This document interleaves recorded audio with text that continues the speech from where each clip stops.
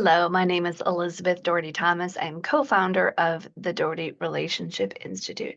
I have had the great joy of pulling out of my father, Bill Doherty, who's been seeing couples and is highly respected in the field. He's been doing couples therapy since the 1970s and family therapy. Um, pull out of him exactly what he does and offer it in something called the Doherty approach.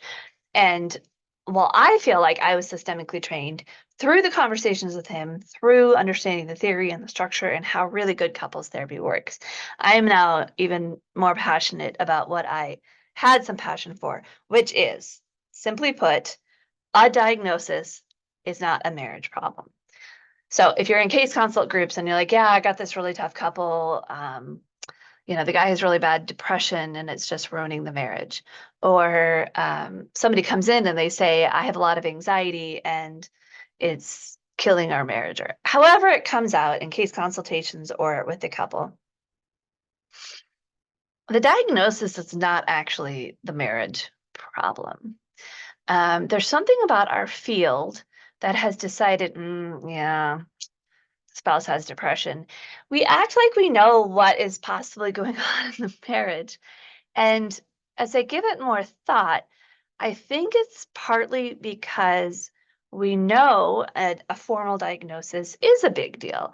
In the DSM, you even have to have social, relational, occupational problems to even be diagnosed.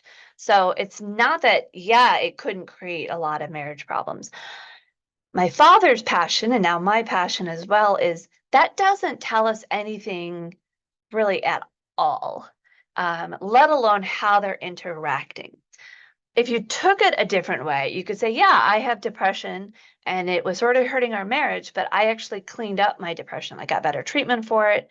I owned some of the temper that I had.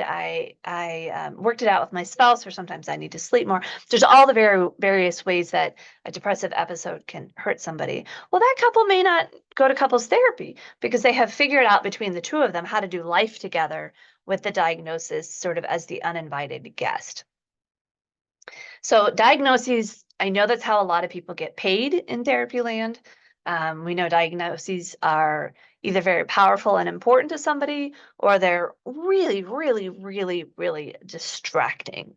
So if you're interested in why this is such a bugaboo topic, and you're sort of intrigued with, you're right. If something like 40 million Americans alone have depression or anxiety, you're right. Those 40 million marriages are not all the same and they're not all conflicted in the same way. And you're interested in kind of figuring out how to ground interaction patterns more clearly and without having the depression or the anxiety or whatever the diagnosis is front and center, as if that is the be all end all of the marriage, then check us out at thedohertyapproach.com. You're going to get a lot more tools. You're going to get a structure to make sure that the diagnosis isn't front and center when they're coming to get along better.